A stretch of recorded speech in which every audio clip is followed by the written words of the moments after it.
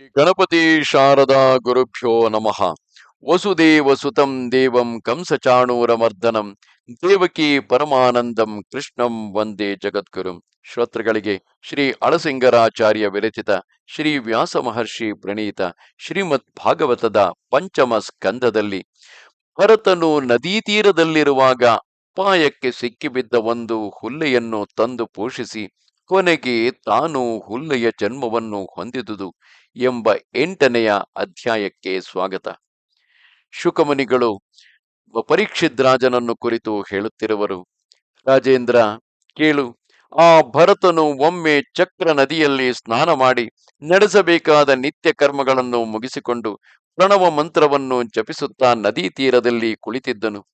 3 ಮುಹೂರ್ತ ಕಾಲದವರೆಗೆ ಈ ಮಂತ್ರ ಜಪವನ್ನು ಮಾಡುವಷ್ಟರಲ್ಲಿ ಒಂದಾನೊಂದು ಹೆಣ್ಣು ಜಿಂಕೆಯು ಬಾಯಾರಿಕೆಯಿಂದ ನೀರು ಕುಡಿಯುವುದಕ್ಕಾಗಿ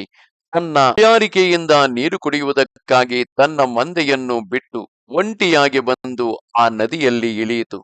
ಅದು ನೀರನ್ನು ಕುಡಿಯುತ್ತಿರುವಾಗಲೇ ಸಮೀಪದಲ್ಲಿ ಲೋಕಭಯಂಕರವಾದ ಒಂದು ಸಿಂಹ ಗರ್ಜನವು ಅದರ ಕಿವಿಗೆ ಬಿದ್ದಿತು. ಸಹಜವಾಗಿಯೇ ಭೀರು ಸ್ವಭಾವವುಳ್ಳ ಆ ಹೆಣ್ಣು ಜಿಂಕೆಗೆ ಆ ಸಿಂಹ ಗರ್ಜನವು ಕಿವಿಗೆ ಬಿದ್ದೊಡನೆ ಎದೆಯೊಡೆಯುವಂತೆ ಭಯ ಉಂಟಾಯಿತು. ಭಯದಿಂದ ಚಂಚಲ ದೃಷ್ಟಿಯುಳ್ಳ ಆ ಜಿಂಕೆಯು ಸಿಂಹ ಗರ್ಜನವನ್ನು ಕೇಳಿ ನಡುಗುತ್ತಾ ನೀರು ಕುಡಿಯುವುದನ್ನು ಬಿಟ್ಟು ಅತ್ಯಾತುರದಿಂದ ಥಟ್ಟನೆ ತಾನು ನಿಂತಿದ್ದ ಸ್ಥಳದಿಂದ ಹಾರಿ ಆ ನದಿಯನ್ನು ದಾಟಿ ಹೋಗುವುದಕ್ಕೆ ಪ್ರಯತ್ನಿಸಿತು. ಆ ಕಾಲದಲ್ಲಿ ಅದು ಪೂರ್ಣ ಗರ್ಭಿಣಿಯಾಗಿದ್ದುದರಿಂದ ಅದಕ್ಕೆ ಗರ್ಭಸ್ರಾವ ಉಂಟಾಗಿ ಆ ಮರಿಯು ನೀರಿನಲ್ಲಿ ಬಿದ್ದಿತು.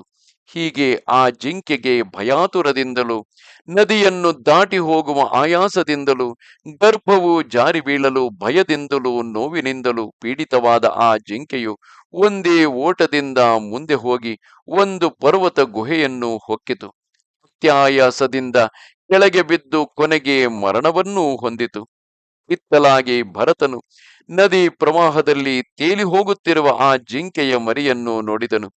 ಬಂಧುಗಳನ್ನು ಅಗಲಿ ತಾಯಿಯೂ ಸತ್ತುದರಿಂದ ದಿಕ್ಕಿಲ್ಲದೆ ಪ್ರಾಣಾಪಾಯಕ್ಕೆ ಸಿಕ್ಕಿಬಿದ್ದ ಆ ಮರಿಯಲ್ಲಿ ಕನಿಕರಗೊಂಡು ಅದನ್ನು ಪ್ರವಾಹದಿಂದ ಎತ್ತಿ ತಂದು ತನ್ನ ಆಶ್ರಮದಲ್ಲಿರಿಸಿ ಕಾಪಾಡುತ್ತಿದ್ದನು. ಆ ಭರತನಿಗೆ ಕ್ರಮವಾಗಿ ಆ ಜಿಂಕೆಯ ಮರಿಯಲ್ಲಿ ತನ್ನದೆಂಬ ಅಭಿಮಾನವು ಹುಟ್ಟಿತು. ಪ್ರತಿದಿನವೂ ಅದಕ್ಕೆ ಕಾಲಕಾಲಕ್ಕೆ ಆಹಾರವನ್ನು ಕೊಡುತ್ತಿದ್ದನು.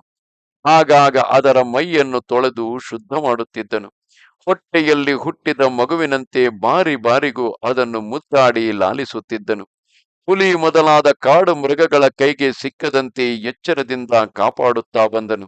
ಹೀಗೆ ಆ ಭರತನು ಯಾವಾಗಲೂ ಆ ಜಿಂಕೆಯ ಮರಿಯನ್ನು ಬೆಳೆಸುವುದರಲ್ಲಿಯೇ ಆಸಕ್ತನಾಗಿದ್ದುದರಿಂದಲೂ ಯಾವಾಗಲೂ ಅದರ ಚಿಂತೆಯಲ್ಲಿಯೇ ಇದ್ದುದರಿಂದಲೂ ಕ್ರಮವಾಗಿ ಆತನಿಗೆ ಭಗವದಾರಾಧನಾದಿಗಳಲ್ಲಿಯೂ ಕರ್ಮಾನುಷ್ಠಾನದಲ್ಲಿಯೂ ಶೌಚಾಚಾರಗಳಲ್ಲಿಯೂ ದಿನಕ್ಕೆ ಅಕ್ಕರೆಯು ತಪ್ಪುತ್ತಾ ಬಂದಿತು. ಅವನು ನಡೆಸುತ್ತಿದ್ದ ಧರ್ಮಗಳೆಲ್ಲವೂ ದಿನಕ್ಕೆ ತಗ್ಗುತ್ತಾ ಬಂದು ಕೆಲವು ದಿನಗಳೊಳಗಾಗಿ ಸಮಸ್ತ ಧರ್ಮಗಳು ನಿಶೇಷವಾಗಿ ನಷ್ಟವಾದವು. ಭರತನು ಆ ಜಿಂಕೆಯ ಮರಿಯನ್ನು ನೋಡಿದಾಗಲೆಲ್ಲ ತನ್ನ ಮನಸ್ಸಿನಲ್ಲಿ, ಅಯ್ಯೋ ಪಾಪ, ಕಾಲವಶದಿಂದ ತಂದೆ ತಾಯಿ ಮೊದಲಾದ ತನ್ನ ಬಂಧುವರ್ಗವೆಲ್ಲವನ್ನು ಅಗಲಿ ಬಂದ ಈ ಜಿಂಕೆಯ ಮರಿಯು ಪ್ರವಾಹದಲ್ಲಿ ಬಿದ್ದು ಸಾಯುತ್ತಿತ್ತಲ್ಲ, ಇಂತಹ ದುರವಸ್ಥೆಗೆ ಸಿಕ್ಕಿಬಿದ್ದ ಈ ಪ್ರಾಣಿಯು ದೈವವಶದಿಂದ ನನ್ನ ಕೈಗೆ ಸಿಕ್ಕಿತು. ಈಗ ಈ ಮರಿಯು ನನ್ನನ್ನೇ ತಂದೆಯನ್ನಾಗಿಯೂ ತಾಯಿಯನ್ನಾಗಿಯೂ ನಂಬಿರುವುದು. ನನ್ನನ್ನು ಬಿಟ್ಟು ಬೇರೊಬ್ಬ ರಕ್ಷಕನನ್ನು ಕಾಣದು. ಇದು ಸರ್ವ ವಿಧದಲ್ಲಿಯೂ ನನ್ನನ್ನೇ ನಂಬಿರುವುದರಿಂದ ಇದನ್ನು ಚೆನ್ನಾಗಿ ಪೋಷಿಸಿ ವೃದ್ಧಿಗೆ ತರಬೇಕಾದುದೇ ನನ್ನ ಅವಶ್ಯ ಕರ್ತವ್ಯವು. ಇದನ್ನು ಲಾಲಿಸಿ ಸಂತೋಷಪಡಿಸಬೇಕಾದುದೇ ನನಗೆ ಮುಖ್ಯ ಕಾರ್ಯವು.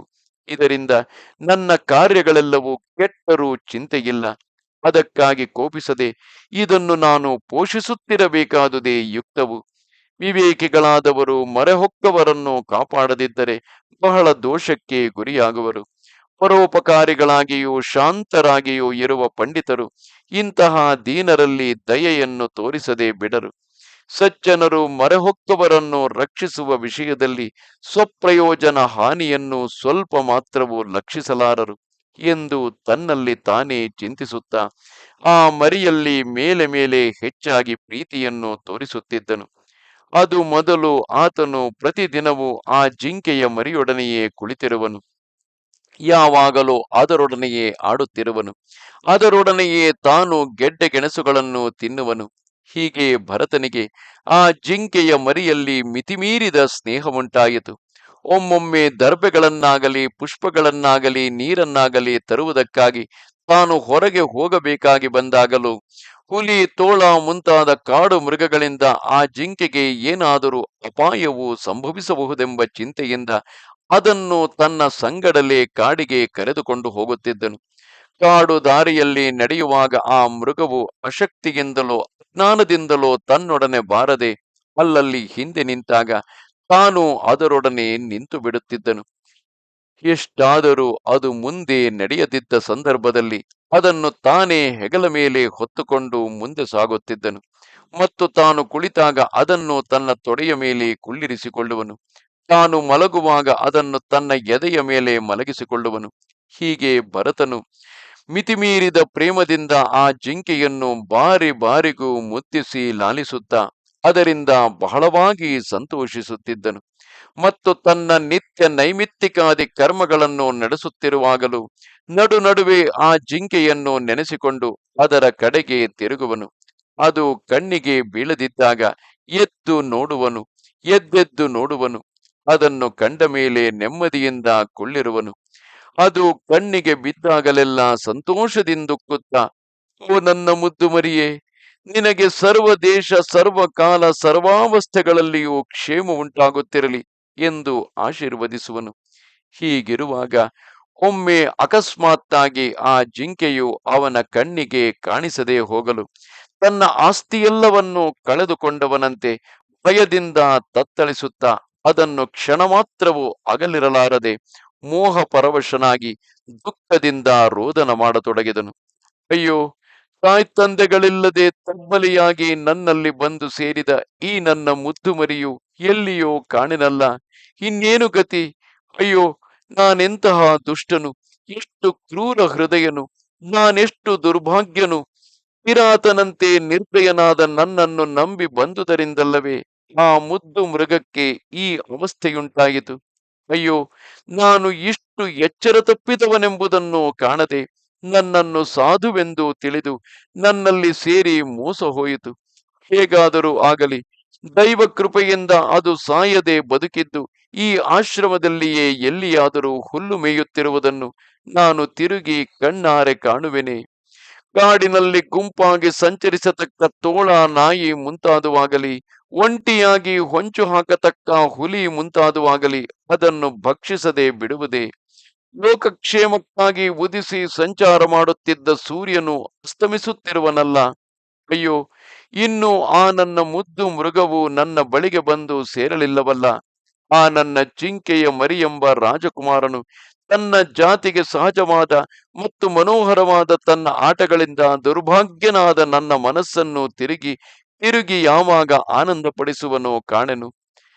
ಆಗಾಗ ನನ್ನೊಡನೆ ಸೇರಿ ಆಟವಾಡುತ್ತಿರುವಾಗ ನಾನು ಸುಳ್ಳು ಸುಳ್ಳಾಗಿ ತಪಸ್ಸು ಮಾಡುವಂತೆ ಕಣ್ಣು ಮುಚ್ಚಿ ಕುಳಿತರೆ ಆ ನನ್ನ ಮುದ್ದು ಮೃಗವು ನನ್ನಲ್ಲಿ ಪ್ರಣಯಕೋಪವನ್ನು ತೋರಿಸುತ್ತಾ ಬಂದು ಜಲಧಾರೆಯಂತೆ ಮೃದುವಾದ ತನ್ನ ಕೊಂಬಿನ ತುದಿಯಿಂದ ಬಾರಿ ಬಾರಿಗೂ ಭಯಪಟ್ಟು ನನ್ನನ್ನು ಸವರುತ್ತಿದ್ದಿತಲ್ಲ. ಅಂತಹ ನನ್ನ ಮುದ್ದು ಮರಿಯನ್ನು ನಾನು ತಿರುಗಿ ಕಾಣುವೆನೆ. ಒಮ್ಮೊಮ್ಮೆ ಆ ಮೃಗವು ಕುಚೇಷ್ಟೆಗಾಗಿ ನಾನು ದರ್ಬೆಗಳಲ್ಲಿ ಮುಚ್ಚಿಟ್ಟ ಹವಿಸ್ಸುಗಳನ್ನು ಬಾಯಿಂದ ಕಡಿದು ಅಶುದ್ಧವಾಗಿ ಮಾಡುವುದುಂಟು. ಅದಕ್ಕಾಗಿ ನಾನು ಕೋಪದಿಂದ ಗರ್ಜಿಸಿ ಹೆದರಿಸಿದಾಗ ಆ ಕ್ಷಣವೇ ತನ್ನ ಆಟಗಳೆಲ್ಲವನ್ನು ಬಿಟ್ಟು ಜಿತೇಂದ್ರಿಯನಾದ ಋಷಿಕುಮಾರನಂತೆ ಸದ್ದಿಲ್ಲದೆ ನನ್ನ ಮುಂದೆ ಕುಳಿತಿರುವುದಲ್ಲ. ಅಂತಹ ನನ್ನ ಮುದ್ದು ಮೃಗವು ಇನ್ನೂ ಏಕೆ ಬರಲಿಲ್ಲವೋ ಕಾಣೆನು ಎಂದು ಆ ಮೃಗದ ಚಿಂತೆಯಿಂದ ವಿಲಪಿಸುತ್ತಾ ಪರ್ಣಶಾಲೆಯನ್ನು ಬಿಟ್ಟು ಹೊರಗೆ ಬಂದನು. ಆಶ್ರಮದ ಹೊರಗೆ ಆ ಮೃಗದ ಹೆಜ್ಜೆಯ ಗುರುತುಗಳಿಂದ ಕೂಡಿದ ಭೂಪ್ರದೇಶವನ್ನು ನೋಡಿ ಮತ್ತಷ್ಟು ದುಃಖದಿಂದ ವಿಲಪಿಸುವನು. ಆಹಾ, ಈ ಭೂದೇವಿಯು ಎಂತಹ ಭಾಗ್ಯಶಾಲಿನಿಯು!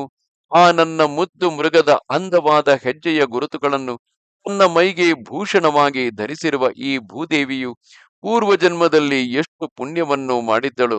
ಆಹಾ, ಈ ಪಾದರೇಖೆಗಳು ಎಷ್ಟು ಮಂಗಳಕರಗಳಾಗಿರುವವು, ಎಷ್ಟು ದಟ್ಟವಾಗಿರುವವು. ಅದರ ಪಾದರೇಖೆಗಳನ್ನು ಹೊತ್ತಿರುವ ಈ ಭೂಮಿಯಾದರೂ ನನಗೆ ಸರ್ವಸ್ವದಂತಿದ್ದ ಆ ಜಿಂಕೆಯ ಮರಿಯು ಹೋದ ದಾರಿಯನ್ನು ತೋರಿಸಿಕೊಡಬಾರದೆ? ಈ ಭೂಭಾಗವು ಆ ಕೃಷ್ಣಸಾರ ಮೃಗದ ಹೆಜ್ಜೆಯ ಗುರುತುಗಳಿಂದ ಅಲಂಕೃತವಾಗಿ ಯಜ್ಞಾದಿ ಕಾರ್ಯಗಳಿಂದ ಇಷ್ಟಸಿದ್ಧಿಯನ್ನು ಪಡೆಯುವುದಕ್ಕೆ ತಾನು ತಕ್ಕ ಸ್ಥಾನವೆಂದು ಚೆನ್ನಾಗಿ ತೋರಿಸುತ್ತಿರುವುದು. ಓಹೋ, ಒಂದು ವೇಳೆ ಇಂತಹ ಬಡ ಪ್ರಾಣಿಗಳಲ್ಲಿ ದಯಾಳುವಾದ ಚಂದ್ರನು ತಾಯಿಲ್ಲದೆ ತಬ್ಬಲಿಯಾದ ಆ ಮೃಗ ಶಿಶುವನ್ನು ನೋಡಿ ಕನಿಕರಗೊಂಡು ಹುಲಿ ಮುಂತಾದ ಕ್ರೂರ ಜಂತುಗಳ ಬಾಯಿಗೆ ಬೀಳದಂತೆ ರಕ್ಷಿಸುವುದಕ್ಕಾಗಿ ತನ್ನಲ್ಲಿ ಕರೆದಿಟ್ಟುಕೊಂಡು ರಕ್ಷಿಸುತ್ತಿರಬಹುದೇ? ಆಹಾ, ನನ್ನ ಮೈ ಮೇಲೆ ಬೀಳತಕ್ಕ ಈ ಬೆಳದಿಂಗಳು ಎಷ್ಟು ಸುಖಕರವಾಗಿರುವುದು.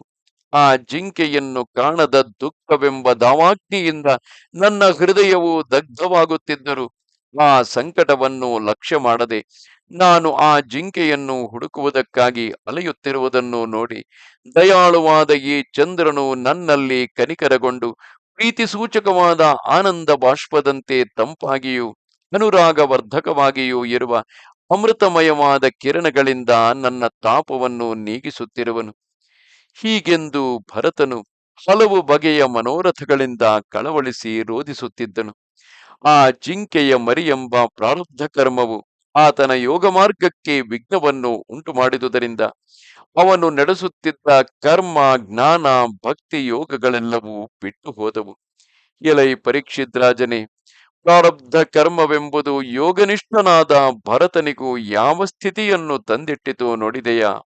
ಆ ಭರತನಿಗೆ ಈ ವಿಧವಾದ ಅವಸ್ಥೆಗಳೆಲ್ಲವೂ ಬಂದು ಸೇರುವುದಕ್ಕೆ ಅವನ ಪ್ರಾರಬ್ಧವೇ ಕಾರಣವು.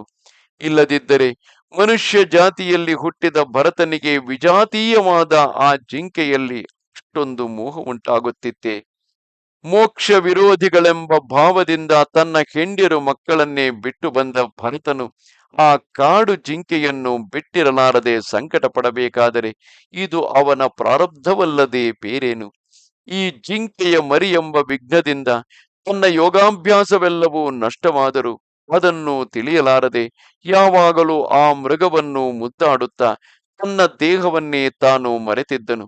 ಹೀಗೆ ಎಚ್ಚರ ತಪ್ಪಿದ್ದ ಆ ಭರತನಿಗೆ ದುರ್ನಿವಾರವಾದ ಮೃತ್ಯುಕಾಲವು ಸಮೀಪಿಸಿತು.